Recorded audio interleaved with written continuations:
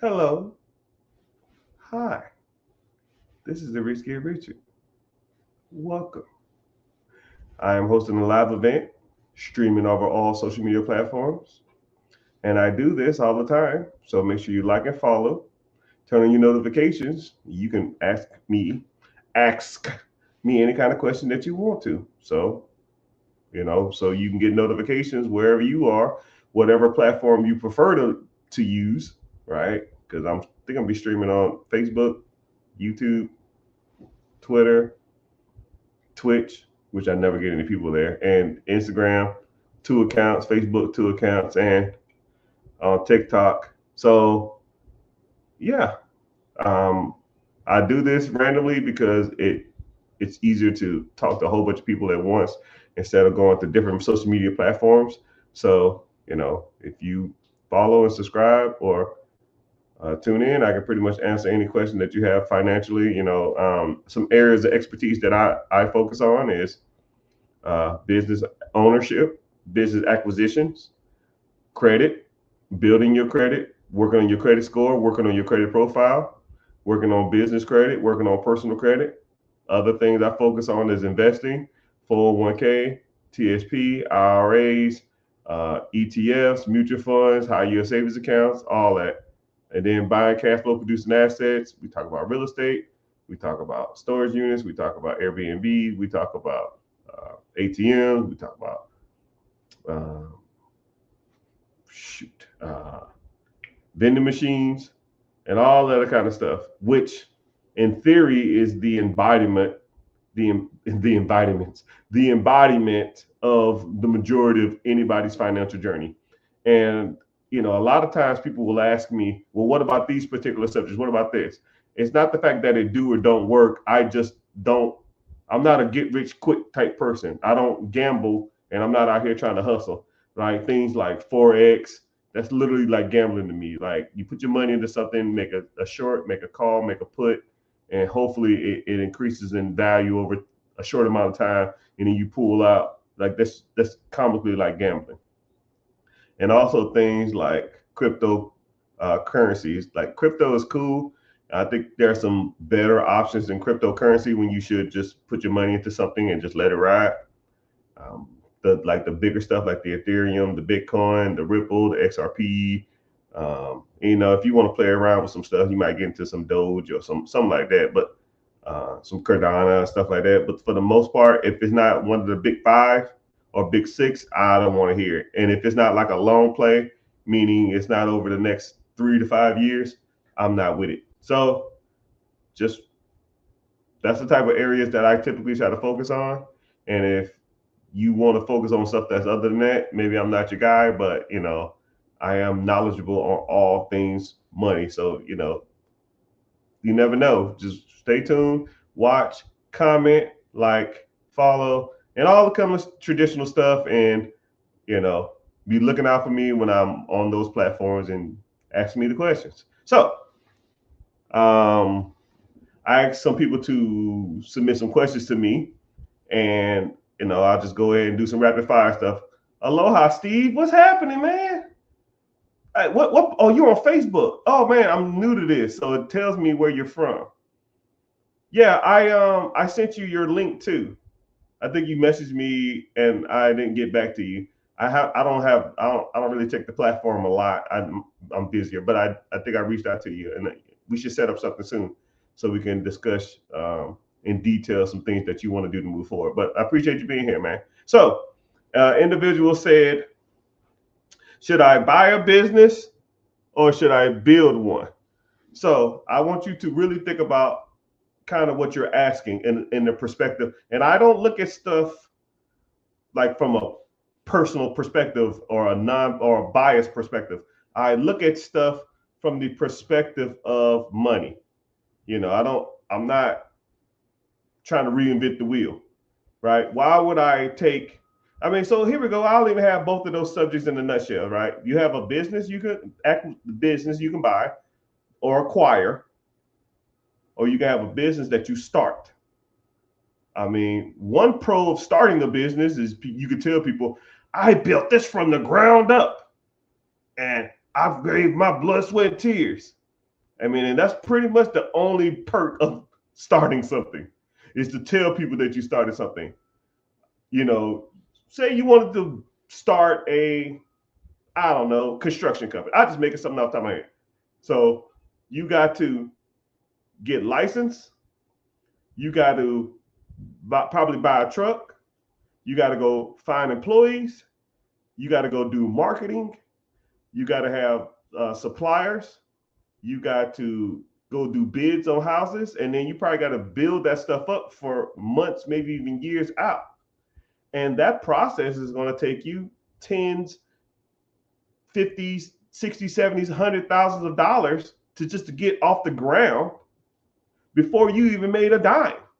So you're essentially hustling backwards. You're digging a hole just to fill the hole up as you go through it, instead of buying. Now, let's say there was a construction company for sale that's, I don't know, $300,000, that's making you $100,000 a year, right? The day you buy it, you're making money. Why would you spend 6 months to a year, maybe 2 years at a loss, when you close on a Friday and on Monday there's money in your account? Because if you bought it right, which the only way I teach is to buy them right, your debt servicing means the amount of money you're paying for the business or the asset, and payments should be covered from the amount of money you're bringing in. Like, that's the only way to do it. If that number don't work out, then it's a dud. If my monthly bill on a business is $10K and it brings in $15K, that month I made $5,000. I mean, this is what, 8th grade math? I'm sure most people who listen to this graduated from the 8th grade. If business A made $15,000 and business A expenses are $10,000, how much money does business A have at the end of the month? Ma'am, right here. Okay, let me get this straight. 15,000 income, okay. Expenses are 10. How much at the end of the month? I think that's 5. Is it 5? I'm just throwing that out there. You're correct. Ding, ding, ding, ding. Okay, cool. Question number 2. The business expenses of a startup for that month is 10,000, and the business income is 0 because you don't have any customers yet. How much you have at the end of the month? Hold on, man. Hold on. We could do negative here?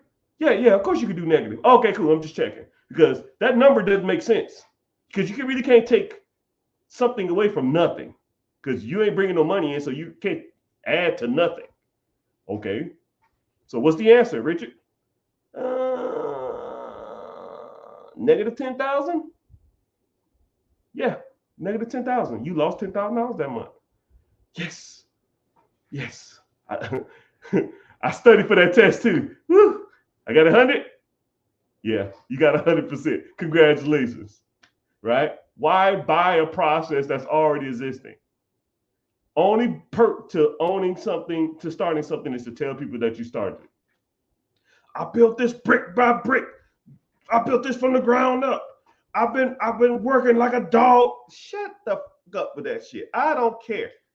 I'm here to make money, not friends, not have a good time. I don't want no owner pride or none of that crap. Right? I think I take more pride in something that makes money than something that doesn't. Think about that. Would you rather say, yo, man, I got a startup. I built this from the ground up. We in the beginning stage now. We're not positive cash flow yet. However, I'm working diligently and really hard to get there. Or so, yo, man, yeah, I bought this, I don't know, gas station. It made 10 I bought it for the payment on it 10,000, and I made $15,000 a month. People gonna look at you like, you can do that? I say, yeah, a lot of people do that. I say, wow, that's smart. William P., I see you. YouTube checking in. I appreciate you. I don't never really get a lot of people from YouTube, but I thank you for being here. Go ahead and ask questions, man. Audette, the dog whisperer, I see you. So, got a question here. I live in a house for 2 years, rented out for 8 years. Do I 1031 exchange? Okay, so 1031. Okay, so for those who own a property or their primary home, if you buy a property and you own the property and you live in the property, you do not have to pay capital gains tax when you sell that property. So the rules are if you live in it for the last 2 years, or if you lived in it 3 out of the last 5 years. So if you lived in it for 2 years, and then you or 3 years, and then you rented it out for the next two, and then you sell it. So that 5 year span, you lived in it for 3 years, or the last 2 years you lived in it. When you sell that property, you do not have to pay capital gains tax on that property. However, there is a loophole, and it's called a 1031 exchange. A 1031 exchange is when you have an investment property. Now it's considered an investment property. You at your 6 year mark, or you bought the house and you never lived in it. So a lot of times what I try to tell people to do is you can either do a 1031 or you go move back into that property for 2 years and then you sell it, right? Or you refinance it or do a HELOC, but that's another story. We'll get to that. So you can go and take, if you lived in that property for 2 years, or in the last 3 to 5 years, you lived in it, you don't have to pay capital gains tax or taxes on your profit. But if you have, you can do what's called a 1031 exchange. So let's say you bought an investment property, you paid $100,000 for it, you owe $50,000 after 10 years, you sell it for $200,000, and you got $150,000 of income. You can pay capital gains, which is 35% or something. 35% of 150,000 while is 50 big ones. Do you want to pay $50,000 to the IRS? Hell no. So you can do what's called a 1031 exchange. That means you take your profit and roll it over to another property, right? So instead of you paying $50,000 to the government, you pocket in $100,000. You take the whole $150,000 and then you roll it over to another property, and you defer capital gains tax, or you defer taxes on that income. But you actually can buy a business that has real estate attached to it too, and you can do a 1031 exchange. So if you have $150,000, you can put $150,000 on the existing business. Let's say the business was $1 million and it's producing you $150,000 a year. So now you bought the tenant, that's the business. You bought the real estate, you deferred taxes, and you produce income every month. Win, win, win. All I do is win. Win, win, win, win, win. And then say if you have an investment property and you say, yo, man, I want to sell it, but I don't want to do any 1031 and exchange, none of that crap. Cool. Just refinance, because debt or refinancing is non-taxable. You do not pay taxes on debt. So if you owe $50,000, it's worth $200,000, you go to the bank and you say, yo, I need a loan for 70%, 75% loan to value. 75% loan to value is what, $120 or something? They're gonna give you a loan on $120. You have $30,000 worth of equity. They pay off the 50 you owe. You got a new loan at 120, and you keep the difference, which is $70,000. No capital gains tax, and then you still got $30,000 worth of equity in the property. Win, win, win, win. That's how we do it, people. But there's multiple ways to skin that cat. It just depends on you and the circumstance. But I'm a advocate of long buy and hold. Okay? Long buy and hold. So if you buy a property, either refinance it or 1030, don't never really sell. Just keep the equity in the property, even though equity is dead money. Just keep it in the property, and or either refinance or take a HELOC out on it and then use that to buy more property. Even though HELOCs is the same thing. HELOCs is debt, so you can't be taxed on debt. So kind of the same thing. But that's a good question, sir. I hope I answered it.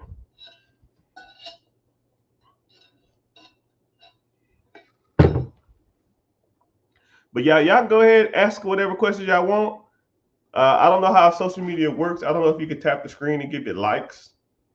But please make sure you're tapping the screen. Make sure you're following. Make sure you are turning your notifications, because I'm pretty much here to answer all of, if not all, any of your questions, right? But I'll give a quick commercial break, I guess. I do offer a free webinar that talks about buying cash flow producing assets, fixing your credit, buying real estate, investing, and all that kind of stuff like that. The link's in the bio, wherever the hell you are, on all social media platforms. Just click the link, sign up for the free class. It starts at 9 p.m. Eastern Standard Time, which is about an hour and 50 minutes. You know, I almost forget I even have to teach the class, but I always remind myself, like, Wednesday. Today's Wednesday, right? You know, it's bad when your days run together, because every day is just a grind. It's a hustle. You know what I mean? So, but how are y'all doing? Let me know where y'all checking in from and all kind of stuff. We got somebody from Hawaii. Dad, where you at now, man? I know you travel everywhere.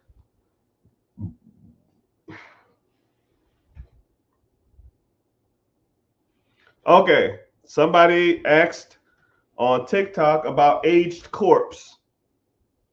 Oh, hold on, let me get you. Woo. Woo. New York's in the house. What up, Stick? MP God, I see you on Twitch. Holy Hey, MP God. Thank you.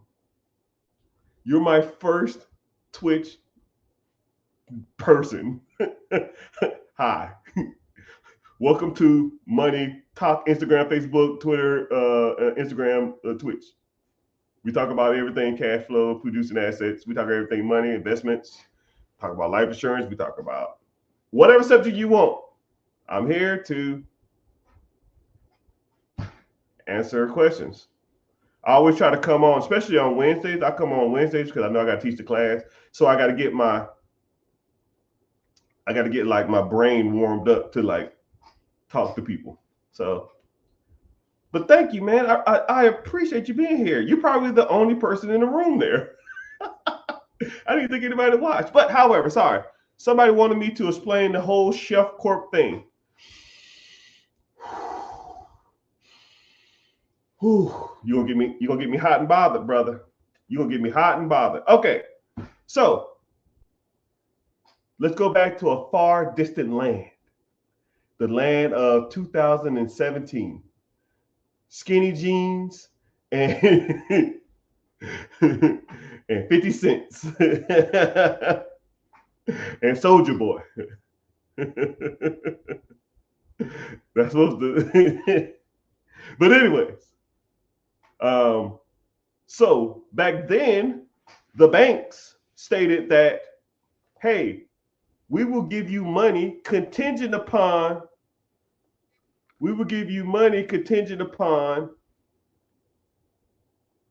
how old your corporation is. So when younger people would try to go for business funding, the business would say, hey, this LLC, S Corp, C Corp has been established for only a month, 2 months, 5 months, 6 months. Like, we're not going to give you any money. You're not trustworthy, right? So people went and got aged corps, aged LLCs, aged C Corps, aged S Corps, and that type of stuff. Or shelf corps. They just set them on the shelf, and they're like, somebody probably passed away and it's been passing down the family generation to generation, and then somebody just sells it, and then you become the registered agent of that S Corp, and now you have a business that's technically years, 10, 15, 20 years old. Okay. So banks was like, okay, your business is 10 years old. You don't have any money coming in, but screw it. You have a 10-year-old business. 15-year-old business. So they gave them the bag or gave them the money. And then from about 2017 to a little bit before COVID, 2020, maybe 2021, my Meladin Challenge friends would go get 10,000 wow, 20,000 wow, 50,000 wow, 100,000 wow from the banks from a Chef Corp that they bought for, $2,000, and they got $100,000 worth of business credit. Go max that shit out, buying bull stool like Gucci, Louis, Prada. You shouldn't be buying none of that Hellcats and other dumb stuff that ain't making no money. They can't pay the bill because $100,000 line of credit, that payment is 15 hondos. They can't make the payment. They default. The bank's out of $100,000 just because you did a $2,000 play. And now the banks got hip to that shit, and it's like, yo, we're done with that. We are done with the Chef Corp game. We're not giving these mother cluckers no more money. From here on out, I don't care how long. And then it went to like, let's go to Dun and Bradstreet and let them build trade lines. And through the trade lines, if they can pay their trade lines on time, then we'll give them lines of credit through the business. But Dun and Bradstreet wasn't reporting their NAV scores. They wasn't reporting their net 30s, net 60s, net 90s to and getting their Dun scores and stuff like that. So people was paying on these trade lines through Uline, Granger, and all that kind of stuff like that. They wasn't reporting, so people were trying to go get business credit, and then it wasn't working. That was like real big during COVID. 2019, 2020, 2021, a little bit of 2022. So banks said, you know what? Screw it. I don't care how old your LLC is. I don't care how old your C Corp is, S Corp. I don't care. All business debt will be secured by personal credit. All. ALL. You walk into a bank, I don't give a shit if your Age Corp was owned by Mahatma Gandhi. You're going to have to secure that damn debt with your own personal credit. Because now what they're looking at is, can you pay your bills on time? I don't give a shit. So now let's think about it, which actually makes more sense. You got two people. This corporation is 50 years old. This corporation is a month old. This person with the 50-year-old business has a 400 credit score. Two charge-offs, two delinquencies, a bankruptcy, and a repossession. But his business is 50 years old. This guy has an 800 credit score, $30,000 worth of personal credit, no debt, a house, no payments, and an 800 credit score. Now, who would you want to loan money to?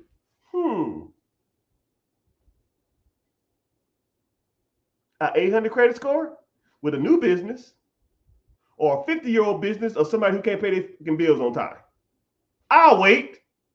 Well, never mind. I won't wait because I already know the answer. Give me the 800 credit score. This guy shows responsibility. A 50-year-old business of a person that can't do no business is worthless. I'll take the new guy. And that's how you get business credit with a new LLC. People come to me all the time. Yo, man, I'm going to go buy me a Chef Corp. Why? Why pay $2,000 for some shit you can get from the Secretary of State for $50? How's your personal credit? Well, it need a little work. That's what it needs. You need to get your little ass to work. That's what you need to do. That's the play. Fix your personal credit. I can secure hundreds of thousands of dollars of business credit when your personal credit is good. Now, if your personal credit ain't good, don't come to me talking about, man, I'm trying to get some business credit. That's like the number one question in my DM. I get 400 DMs a day. Half of them, yo, player, I'm trying to get that. I need $100K. You know what this is what it says. Hey, player, I need 100K for business loan. I need 100K business loan. I got to get some shit going. I got to get some shit going. Okay, cool. What's your personal credit? Well, see what happened, and then it comes the pity party. I just delete. I don't even read. Well, see what happened. If you don't give me a number within like two sentences, you're done. Here, cool. Credit repair. Here you go. Sign up. Thanks. Bye. Because you need it. Right. And then this is what's happening in credit repair. Right. Because I do, me and my team do about 100 credit repairs a week. 100 a week. Not a month. Not a year. A week. And everybody I call them, I say, yo, here's your credit score. Here's your credit report. What's your credit score at? Oh, well, Credit Karma says 600. Cool. Here you go. Here's your actual credit score. Well, why does it say, what'd you do to it? What the fuck you mean I do what I do to it? That's the score. Well, why does yours say 5.25? I think yours is wrong. No, ma'am or sir, mine is right. I have no reason to lie to you about no freaking credit. It's not my credit. I benefit none from this. You came to me, and then I'll say, okay, let's review your credit and let's see what's on it or what's not on it. It says right here that you had a late payment for a medical bill. Oh, well, see what happened is that shouldn't be on there. Well, it says you got a repossession right here. Well, see what happened is I put my car, my baby mama name, and so it is right. Well, they shouldn't be even. Get out of here with that. No, don't justify to me. The banks don't care. You're just a number on a piece of paper. That's it. When you come to my face and you say I want funding, or I want to buy a business, or I want to buy real estate, or I want my credit repair, or I want to get into investing, it's just numbers to me. There's no bias. You don't have to sell me. You don't have to press me, right? I've seen people with hundreds of millions of dollars, and I've seen people with $300,000 worth of credit card debt, right? I don't shun. I don't discriminate. I don't hate. You are just a number. It's just a number. It's just numbers to me. That's it. Don't care. So one or two things going to happen. You can sit here and keep playing the blame game, or we can get to work and come up with plans to get rid of this freaking debt and get this bullshit off your credit and get these utilization down, and then get your hard inquiries off. Because at the end of the day, they're there, regardless of who put them there or how it's got there. Don't care. Let's take care of this shit. Well, see what happened. No. We're done with the excuses. I don't give a shit. Right? No pity parties, right? I should get a t-shirt that says no pity parties, because I don't want to hear it. People send me DMs and stuff. Dude, I've seen DMs, I swear to you, was longer than the Notebook. I've seen DMs longer than damn Harry Potter, chapters 1 and 2. I'm like, yo, bro, you don't have to sell me. I don't care. I don't care. I'm not reading all this. What do you need to do? Okay. I don't know if I answered your question, Mr. Chef Corp, but I kind of did. All right. Sorry about that. I'm on a rant, people. I would love to train through you. Yeah, man. Click the link in the bio. Join the free class. I got a free class coming up in about an hour and a half. But so for those who are on this social media site that I'm pointing to, that's not the people right here, make sure you tapping the screen. Your price of admission for 15 seconds is just tapping the screen. Michael P. Jordan, what's happening? Michael, you the only one on Twitch? Hey, are you the only one in there? I appreciate you being here, though. Someone asked, how do I get up not paying $12K in back taxes? Great question. Here at Perelman and Associates, where our tax service is top tier, what we would do is, where do I sign up? Or if you're on Facebook, I don't know what Facebook page you're on, but just click the link in the bio or click out of this, and then it'll say like therichgetrichard.com, or go to Instagram. It's the rich. You have to go HTTPS backslash black chat. I can't even say that. Dot backslash black chat. TheRichGetRicher.com, or just click the link in the bio. Class starts in an hour and a half. Thank you for your time. No, thank you, Cooper. Hanging with Mr. Cooper. How do you get out of not paying taxes? And 10K, I don't know if it was past taxes or it was current taxes. Either way, this is what you do. I would shoot me a DM and say I need tax help. And I'll say, well, shoot, I hate working for free. Nobody should work for free, right? Anybody who signs up through me, anyone who goes through the free class and wants me to be their coach and their mentee, I review all your taxes for free, right? I've seen people who owed money, and after we review their taxes, they end up getting money back. We can get you an audit in your favor. I can review to make sure it's even correct on your taxes. I can review it to see if you did all the proper deductions, right? Especially if you have an LLC or a business, right? You should have been writing off a lot of stuff. I think every human being in America should have an LLC. Every one of y'all. The tax code is written for business ownerships. You know, okay, here we go. I'm gonna give you a quick synopsis. There's pretty much two tax laws. There's personal taxes, and then there's business tax. If you had to guess, how many pages of the tax law is personal taxes? Anybody want to take a stab at it? How many pages of the tax code is for personal taxes? You're probably not even close. You're not even close. Whatever number you're saying, divided by 5. I don't know. I can't see your comments. The answer, it was 4. 4. And they bumped it up to 6 recently. They added two more pages. Because the child income credit went up. Or the child income credit has like different defaults and shit in it. 6 pages of a tax code. United States of America tax code. Authorized and enforced by the IRS. Internal Revenue Service. Personal taxes. 6 pages. Now,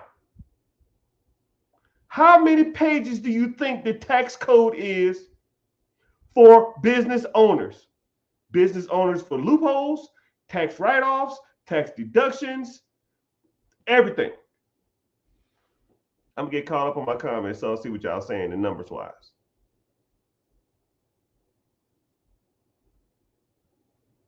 Someone said 5,000 pages for personal taxes. No, it's 6. Business tax code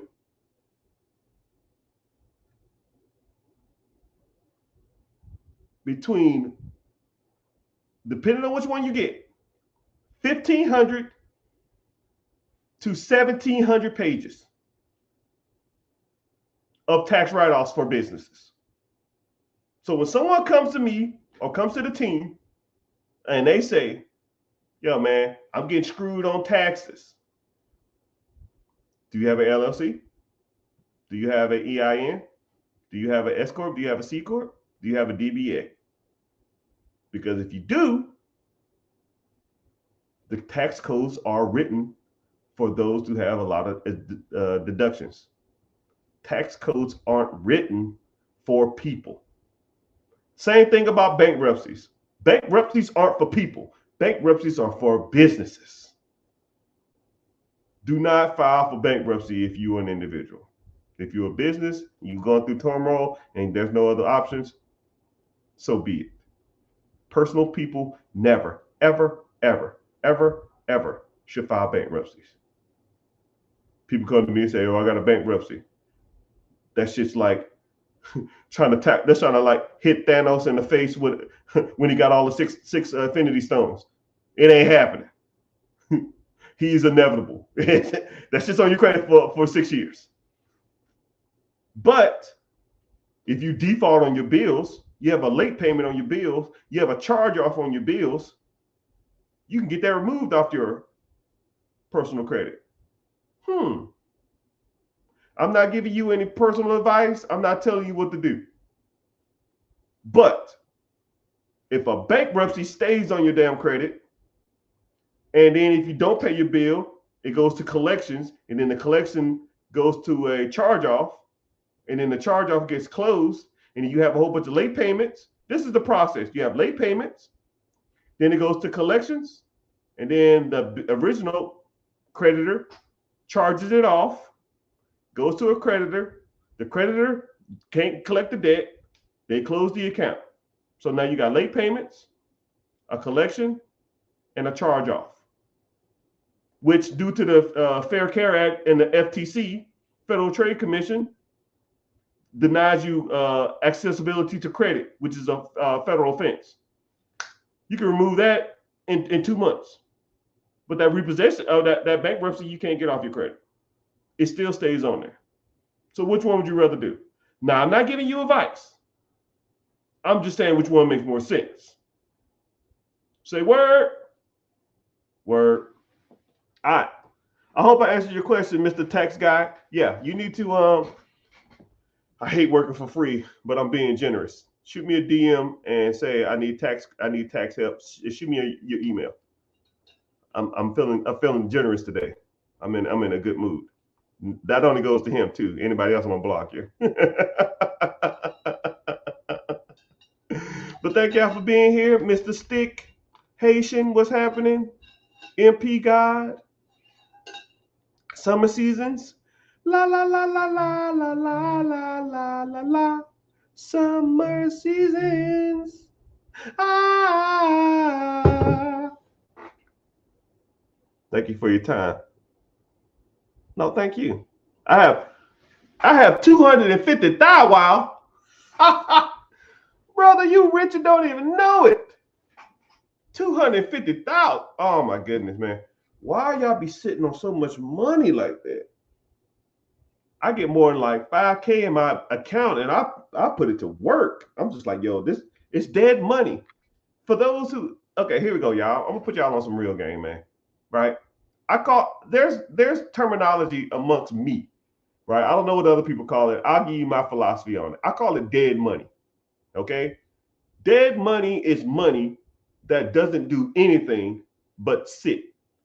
It could be depreciating. It could be not drawing interest. It's just sitting there, right? And there are things that you should be doing better with your dead money. One, if you have money, I guess, in a savings account, it should be in a high yield savings account. At least it hedges some inflation. If you don't have your money in a high yield savings account, it's dead money, right? Second of all, money in your like checking account, right? Anything over like 10,000, wow, take your expenses for the month, double it. Anything more than that, dead money. It's just, it needs to be allocated towards something that makes money, right? So if your expenses is $5,000 a month, you should keep $10,000 in that account and then transfer it over to a high yield savings account. And if it's, and you're going to allocate it in the next 3, 4, 5, 6 months max. If you're going to allocate it to something in the next 6 months, like buy some piece of real estate, buy a business, buy some cash flow producing assets, cool. Let it sit in the high yield savings account. But if it ain't going to be allocated in something in the next 6 months, bro, put that shit to work. Put it to work. Assets, cash flow producing assets all day long, right? Mutual funds, ETFs, stocks, bonds, mutual funds, businesses, real estate. I don't give a damn. That's dead money. Dead money, right? Equity in your home, dead money, right? People always like, it's a cushion. It's dead money. Why? Why you want to? People like, yo, I want to pay off my house. Why? Paying off your house don't make you money. The objective is to make money while you're sleeping. If you are sleeping in a paid off house, you are not making any money. If you're sleeping in a house with a house payment, you're not making money. Stop me when I'm lying.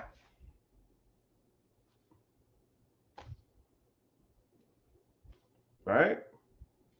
If your objective is to pay off your house, you can't access that money until you die or sell it or refinance. Let's say you bought a house at 30, you 60, your house is paid off. You bought it for 300, now it's worth 650. Congratulations. You got a $650,000 anchor weight that you sleep in every day because it's not making you any money. Well, I save a house payment. Brother, you save $3,000 a month in payments. You still pay taxes. You still pay insurance. You still have a payment. Oh, it's not as much.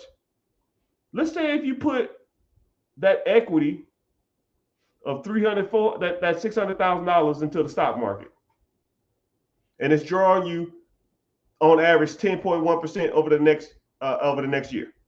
600,000, wow, 10%, $650,000 over at 10% is $65,000 or $5,000 a month. Would you want a paid off house or $5,000 coming in every month? Hey, what the fuck do I know? Right? What do I know? Right? And that's $5,000 a month, regardless of where you live. Everybody pays for where they live, right? But hey, whatever, man. You do you. And then if you'd started the same process when you was 40 instead of 60, then you really would have been better off. Or if you put the $600,000 down on a $3 million apartment complex that produces you $400,000 a year. Oh. And then now you're making $30,000 a month. How about that? But hey, what do I know? Brother, ew. Memphis in the house, California, Chicago, Pearl Harbor, Hawaii. What's good? Greenwood, South Carolina. I'm in a small fortune in South Carolina. I just retired out of MacDill. Yes, sir. Me too, sir. What was you, Army, Marines, Navy? It looked like you was Air Force. Sorry to hear that. Nah, Air Force is the best branch. Idea for investing in a facility for pickleball.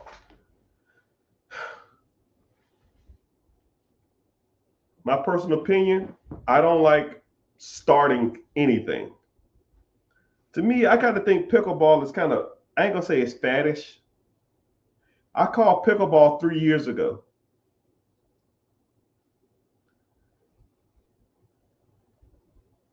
But if there was a pickleball facility that's already operating, then maybe. But do I want to buy something and don't have a proof of concept, don't have the marketing, don't have the network, don't have the people, don't have the resources to start something and hopefully it works out?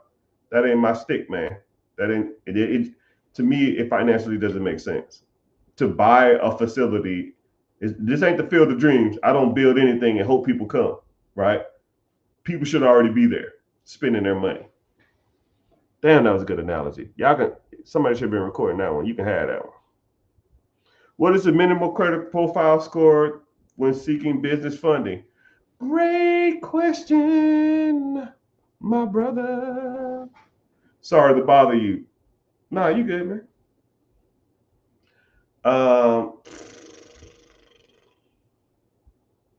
The minimal credit score profile. So your credit profile. So a lot of people always confuse credit profile and credit score and FICO score. They're kind of like different things. It just depends on you, right? So if you want business credit, you need to have a strong credit profile. You need a strong credit score. Strong credit profile is a credit card, 2 lines of credit that you've had for more than, I think, a year and a half, or more than a year, or a year and a half, or 2 years. That's over $5,000, which most people kind of probably should have that or need to be working on that. And or you need a 680 credit score, right? But there's other programs. Some people say 650. Some of my people say 650. Some of my people say 680. Some of my people say 700. But if you were on a cusp, then I'll be like, nah, man, we good. Let's try to get this score up a little higher. So your objective is always trying to push your credit to the max. Because what's the point of having credit if you don't even use it?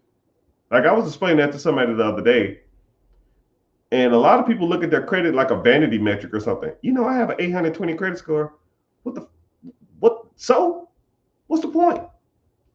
The objective of credit, in my opinion, is to use that credit to buy assets that produce you income every month. I don't give a shit if you got a 600 or 15,000. Don't give a damn how high your credit score is. Your objective is to use your credit, whatever score it is, leverage it to buy assets that produce you income that pays for your way of life every month. Point, period, blank. The score is a vanity metric. Who cares? Who cares? I always use the analogy of like a model and a bum. There's a model who's 6'5", rock hard abs, blue eyes, perfect chin, well spoken, and can't have kids. There's a 5'6" guy, beer gut, homeless, drools when he sleeps, but he can pop out 10 kids in the next 5 years. If your objective is to have babies, what the hell is the 6'5" guy gonna do for you? Not a dang thing. Same thing with credit that's high as hell that you can't even leverage it. Oh my goodness, dog. Oh my goodness, I'm speaking facts. Y'all don't want to hear it. Y'all think y'all do, but y'all really don't. Right? A lot of people say, yo, man, what's your credit score? Enough to get me lines of credit. What's yours? Is it enough to get lines of credit? Then the rest of it is irrelevant. The rest of that shit's irrelevant. 680 should be everybody's minimum. 680 can qualify you for majority of, or if not every loan package, program, funding, credit, line of credit there is out there. You want a car, you want a Sprinter van, you want an American Express card, you want a Chase Platinum, you want a whatever you want. 680 majority of times can get you there, right? There might be some random ones here and there that might have like some net worth requirements or some income requirements, but the credit score is what you need to be focused on, right? That's 99% of all 99% of all businesses. Oh, not all things are 680. Okay. So I don't know if that answers your question, but I appreciate you asking. Freddie Cruz. How you doing, brother? I low-key miss you, man. You come into the States, come holler at me. Show you how us ballers do it.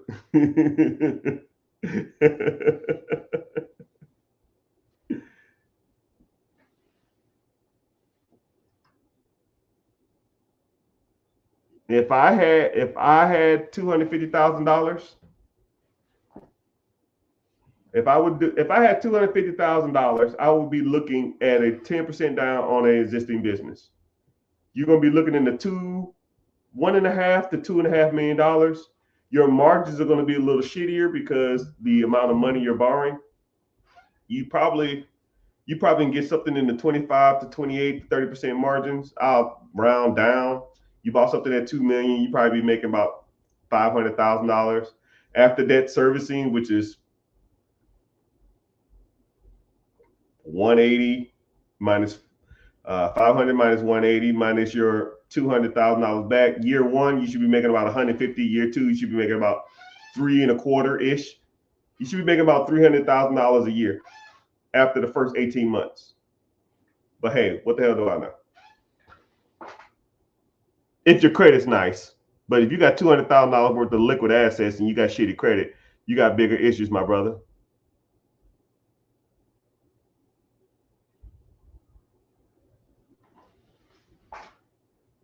Folks preach business credit, then once you buy from them, they have personal credit card stuck you. Yeah, I guess. I kind of don't understand what you're trying to say, but yeah. I almost got scammed by your fake account. All right, y'all. These people in these damn fake accounts is killing me, man. I get a DM every like 5 people say, "Yo, man, is this the real you?" Because I got scammed. I almost got scammed. I'm just like, oh my goodness, dog. My goodness. Like the scammers be real, man. Right? So I'm gonna tell y'all something. If it's not me, right? Like only thing I offer, and I do it like this for a reason. Only thing I offer is a webinar because I don't do stuff over the phone. I don't do stuff via email. I don't do stuff via text. I for damn sure don't do anything via Telegram or whatever the hell it is. So it's easier for me to, if I want to do something with you, I physically see you, right? If it ain't that, it ain't me. So don't ever send anybody any money, and I'm never gonna DM you, right? I don't have that kind of time. Some people might, I don't. I'm not gonna be sitting there, hey brother, what's happening? I do send you random text messages saying like, yo, I got a free class, come to the free class. That's it. That's all I'm gonna ever offer you. It's the free class. Because I can physically see your faces and we can kind of go from there. So no, that ain't me. What's the sole proprietorship? Oh, brother, you need to get in the class, man. You have what's called an S corp, which is a sole proprietorship. It's just a business entity in which you have. It's like a business structure. So whenever you're buying assets, it's however it's structured, and it minimizes and mitigates the amount of taxes and liability you have as an individual from owning those assets, right? So let's say you have a house and someone slips and falls at your house, and they can sue the corporation, but they don't get no money from you. They just sue whatever assets are in that. You just manage that asset. It's kind of I don't know if that's kind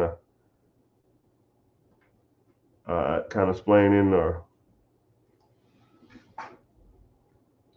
I need to actually do the work on my credit. Yeah.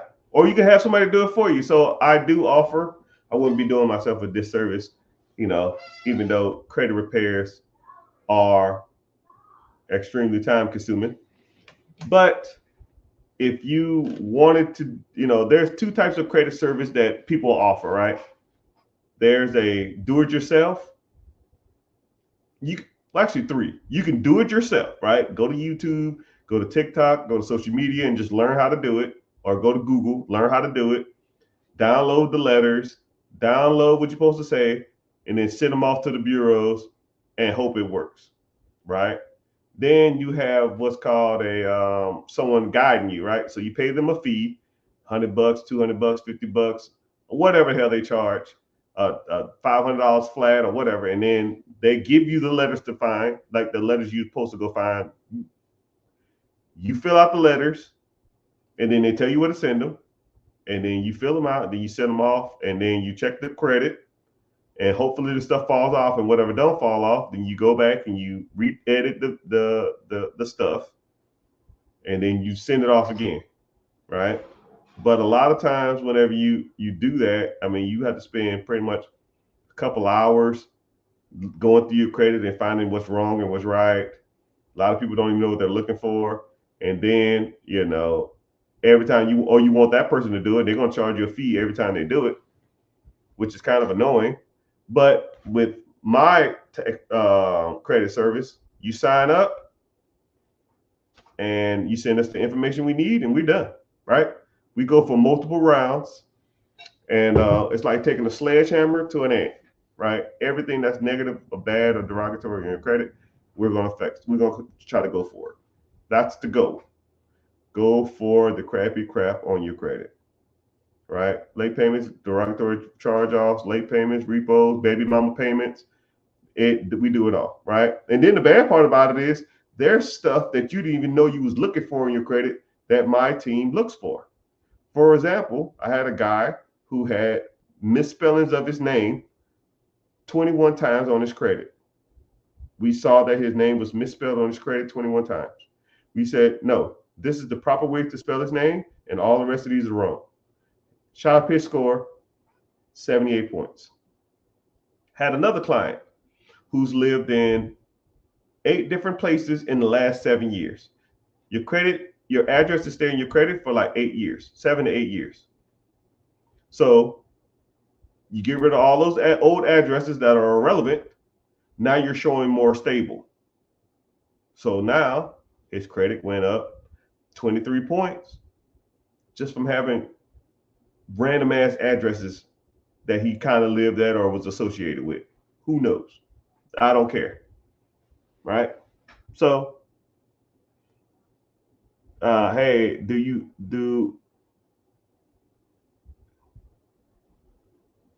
No, I don't. Just come to the class, and if you miss it, I try to offer the class every week, right? Until I get tired or until I don't want to do it no more. I have weeks when I say, "Yo, man, I think I'm done with this," but I'm not even gonna lie to you. I don't even know how to turn it off. It just automatically starts it on its own, and then people already signed up, and I was like, "Shit, okay, I guess I'll do it." Right? You'd be surprised. People have missed the class, and then the class is over, and then I go like refresh the page, and it's already like 3 people signed up for the next class. I'm like, how the hell y'all signed up for a class? It's the same class. Why you signed up again? I don't know, man. But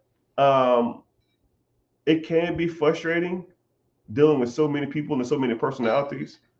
But just come to the class. I try to offer it every week. But one day I told myself I'm gonna get rid of it because it's just a pain in the butt to do it. Can I get funding for a $1.5 million business? Credit great. Yeah. So there's 3 basic programs for SBA. So you have, well, actually 4. SBA, I call it SBA flat or SBA general. Then you have what's called SBA express, anything under $250,000. SBA general, anything under $350,000. SBA express, you can get one of those in like 4 weeks.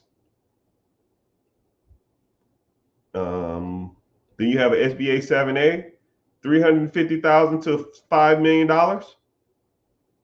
You need a 680 credit score. All these you need a 680 credit score, 10% down payment, sometimes 5%, sometimes 2.5% down. But we always shoot for 10% down. 680 credit score and some knowledge on business owning, business management, or knowledge on that particular subject, right? And or you can hire the owner as a consultant for the business.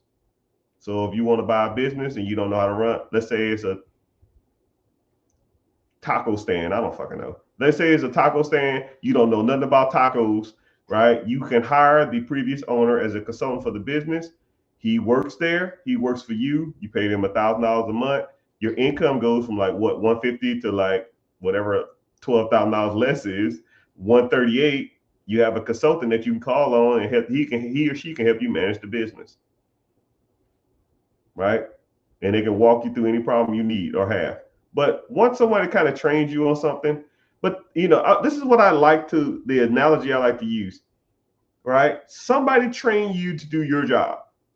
The job you're working at now, somebody trained you on how to do it. So how long did they watch you or manage you or coach you or guide you to do your job? You might have had a little insight on it, but they still coached you on how to do that for some short period of time. Shit, 3 days, 2 days, a week, 2 weeks. I mean, and then after like 6 months, you act like you damn own the place. So how long of a coach or a consultant of a previous business owner do you truly need? Right?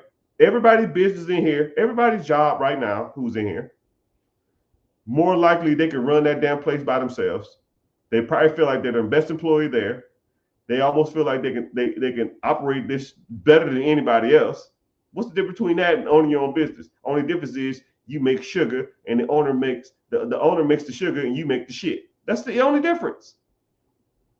That's the only difference in that process. The owner makes all the money and he don't do shit. You sit up there and act like you own the place and you don't own nothing. The owner don't even come in there. He owns the whole damn thing. He making all the money. Tell me how crazy that is. And then you have what's called the SBA 405. Sorry for getting distracted on I get on little rants. 405 means you want to buy a business and real estate at the same time. Chicago Kingpin, I see you. I'm behind on my comments. I'm sorry. St. Petersburg, San Antonio knows how to party. San Antonio knows how to party. What would be the first thing you get with a line of credit? P Diddy. P4 Diddy. I don't even know what that means, my young brother. What would be the first thing you get with a line of credit? What's the first thing you get? I don't know what that means. What's the first thing you want? Whatever you want, man. I'm in. You're live. Thanks. What would be the first thing? So are you asking what's the first thing you need to do to get a line of credit? Right? There's multiple things. So with me, I almost feel like I hate explaining this to like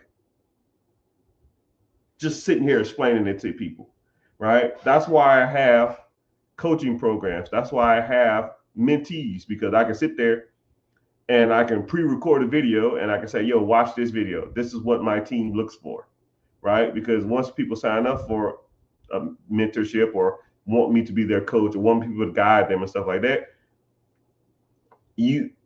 I can just point you to the right videos to watch, right? Because my team and I talk about, yo, this is what I'm looking for. This is what I need.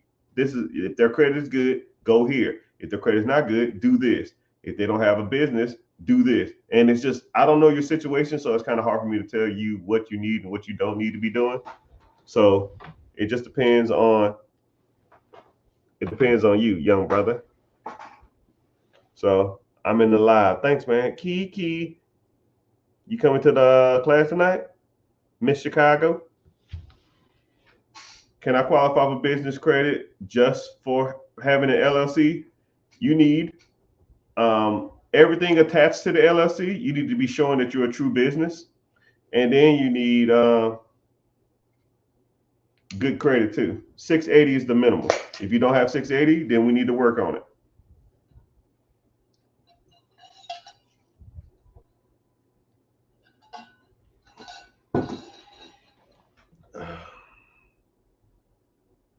Scammers are heavy on this platform.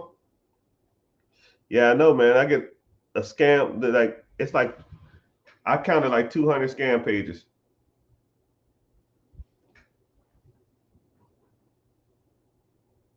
Just look at the followers. He has close to 500K. Who has 500K followers? Me? 490? Yeah, I don't think I'll ever hit 500, man. TikTok hates me. How do you sign up? The link in the bio, young brother. Click my name, double click my name. It takes you to my profile. Click the link. It'll say be your own boss. It takes literally 5 minutes to sign up, less than 5 minutes. And all it asks for is your name, email, and telephone number. And I don't sell your information. I don't need to, right? I don't care about that. You won't get spam mail and all that kind of crap. All that crap to me is irrelevant, right? I don't need your money. I don't need any of this. People just keep asking me for it, so I do it. And one day when people stop asking me, then I won't offer it no more. That's how simple as it gets, right? But some people won't help, and some people feel like the free value I give them for years is genuine. So if I give you tons of value for free, could you only imagine what I'll do if you was in my program? You know, just think of it like that.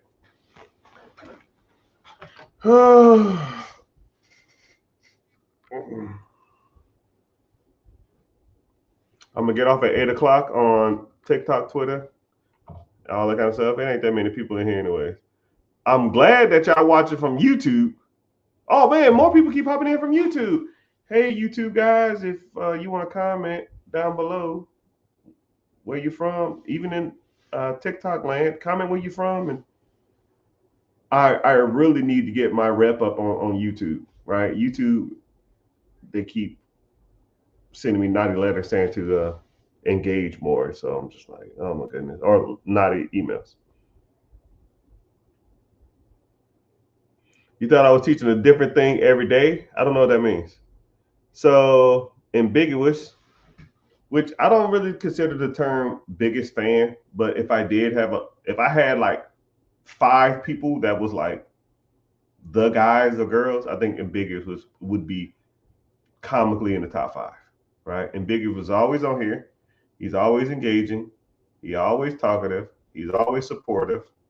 He's never negative. But it's crazy though. I wish he'll just quit playing around and try to hurry and move forward, because it's kind of weird. I don't know what he looks like. I don't know his real name, and I would almost feel like super obligated to help him out because he's been like damn near ride or die for damn near a year, right? I don't know, when you came on Ambiguous, I probably didn't have that many followers. I remember one time I think I was driving somewhere and it was me and Ambiguous.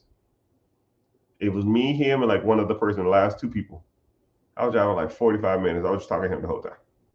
Right? That's Die Hard, man. That was like a year and a half ago or something like that, man. I appreciate you being here though. Post-class details. I don't know what that means. Just come in there, man. The class is free. RCDC. Where's the link? The link in the bio. Click my name. What's up, broski? I'm doing good. Broski. It's free. And it starts in an hour. Hell, YouTube. Hey, I got 3 people in here. Hell yeah. 2 from Facebook. I got 2 Facebook accounts. So it's kind of weird how like, it's almost like my alter ego. The Rich Get Richer, I never go there.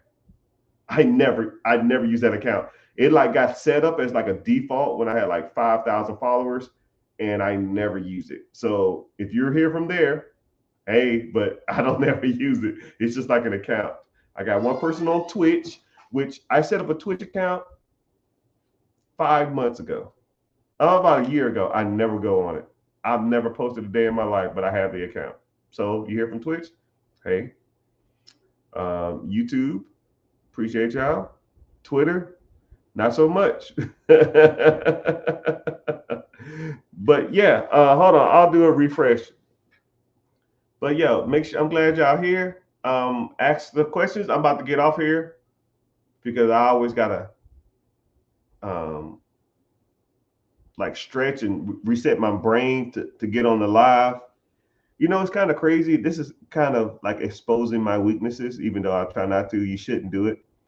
Like every time I do the class, I get nervous. And every time I do my mentorship, I get nervous too. I talk to people literally for hours on end and not even think about it. But when I talk to people on my lives, or I talk to them in the mentorship, or I talk to them in the free class, I get nervous. And I have to like reset my brain, even though I pretty much sit here and talk for hours on it. And you know, I think we all have character flaws, but I think I guess that wouldn't be considered a flaw. But you know, I'm showing my vulnerability. You know, but it is what it is. So, like I said, free admission for everybody. So all y'all on the social media apps, just like the screen or tap the screen. TikTok, tap the screen for 10 seconds. That's your price of admission. And then I'll talk about whatever subject. But after about 5 or 10 more minutes on the other platforms except TikTok, I'm gonna get off. I'll probably get off on all of them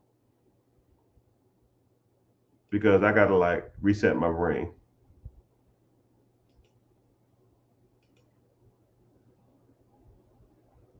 Hold on, let me see something.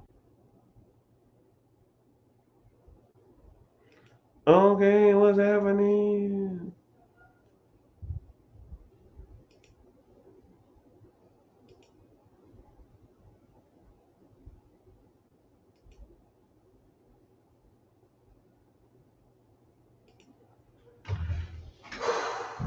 Okay.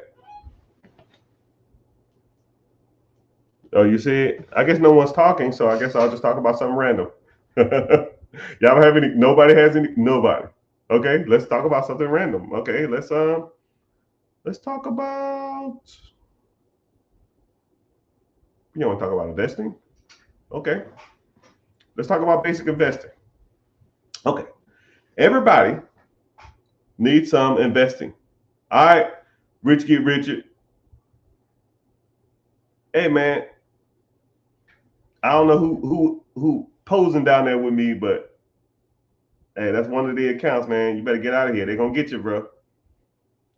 So when it comes to investing, thank you, YouTube. I appreciate you. So let's talk about investing. I mean, shit. All right. So the more investment avenues you invest in, the better. I know that sounds kind of corny and cliche, but you know, it is what it is.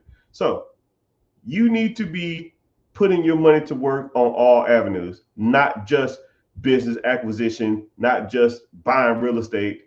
You know, all a journey of 1,000 miles start with one step. So things like investing in, especially if you have a job with a 401k.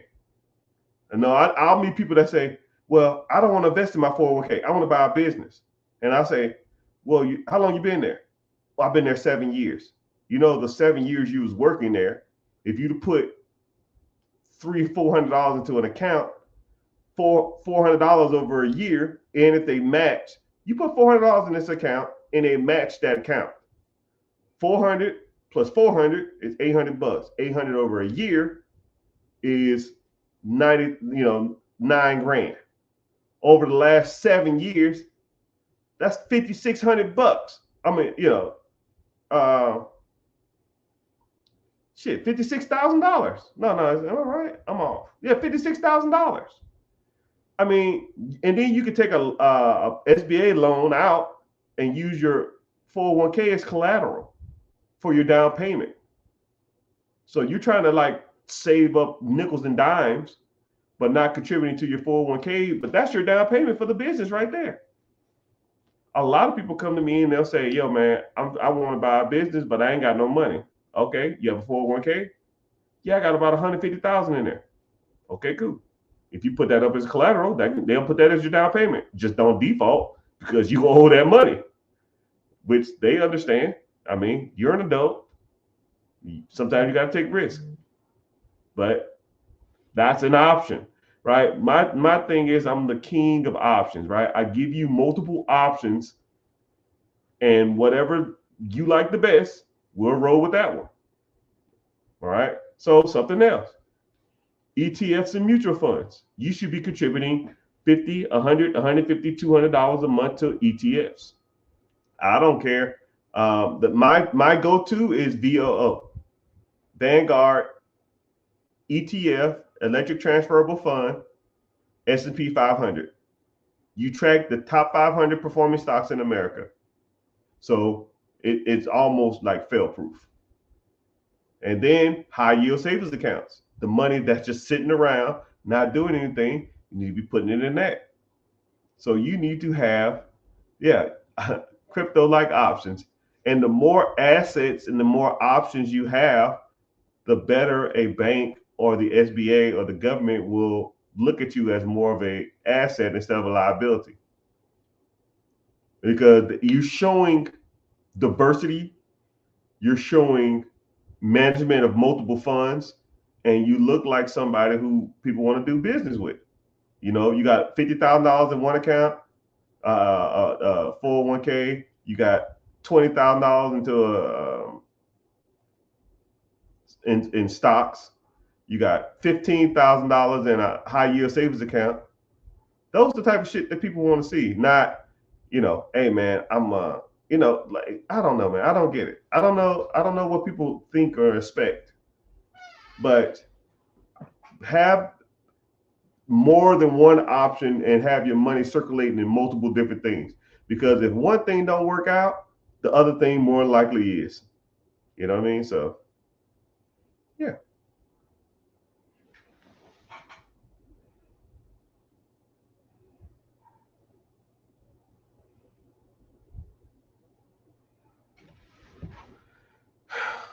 But like I said, I'm about to get off here.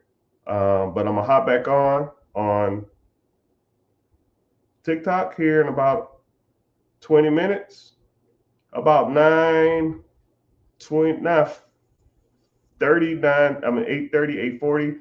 I'll hop back on. I gotta go reset my brain. Like I said, I'm tired. But if y'all on social media, sign up for the free class. Link in the bio. It starts in 45 minutes. Actually, 40 minutes. I'll see you there. You want to learn more about cash flow producing asset? Let's go. If not, oh well. Um, have a good one, and I'll see y'all later. Thanks y'all for tuning in. Turn your notifications on, please. Thanks.